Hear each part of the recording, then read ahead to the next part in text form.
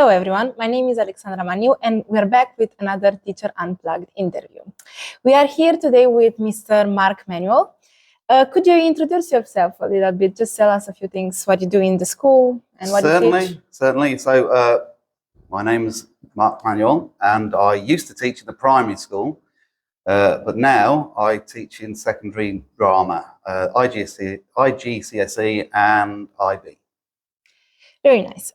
So can you tell us a fun fact about yourself that not most people in school know? Well, I might be wrong, but especially secondary school, but I think a lot of people won't know that I'm actually married to the deputy head in the primary school, the deputy head of Key Stage 2, yeah, Miss Bray. You mentioned this in one of our lessons.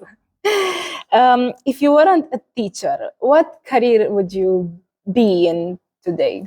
Well, when I was a kid, I always used to love watching this program by a famous person in the UK called David Attenborough, and he's a naturalist, and he used to travel the world and he used to look at plants and animals everywhere. He's still alive now, he's 97, and he's still doing his thing. Yeah, I'd have loved to have done something like that. Okay, so not in school, but outside in nature, completely different. Completely different, yeah. Worldwide, out in nature, out in the middle of nowhere. Only because of that person you watched as a kid? Partly, yeah, partly. But yeah, a lot of his programs I actually fell asleep in, but it's because they were very calming, so very peaceful. Nice.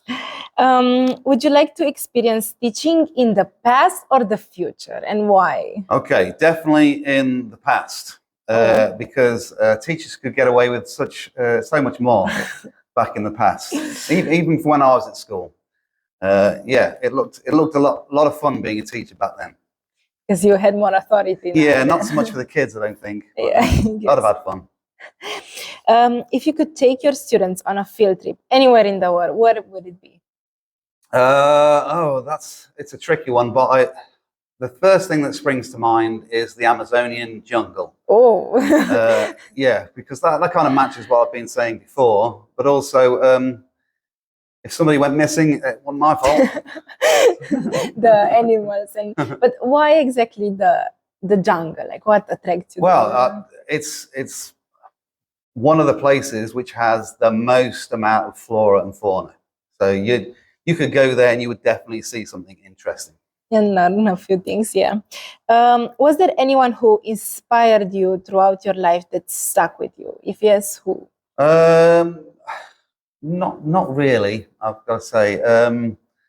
I think mainly because my parents taught me from a very young age to be independent, and so I've never really relied on anybody or looked up at anybody. But no, what I would say is, though, I do admire anybody who has a great skill in something, either a natural skill or ability, or is an expert at something, and they can communicate this really well. I find that fascinating because I'm not naturally gifted at anything or an expert at anything. So, but was there someone who inspired you to become a teacher, maybe? There's people that put me off, really. My parents were both teachers, and I kind of didn't want to be a teacher because they were always talking about it. And so you didn't, but you did. I didn't like being in school either. So I always think it was a bit of my comeuppance that I ended up being in school for the rest of my life. But no, it's what I want to do is hopefully get children to enjoy coming to the school or any school or being educated, learning, because it's something that I think I missed out on in school because yeah, the teachers weren't as good as they are now. It's a good goal to have as a teacher. Well, thank you. This was it for today. Thank you for joining the interview, and we'll get back soon. Thank you. My pleasure.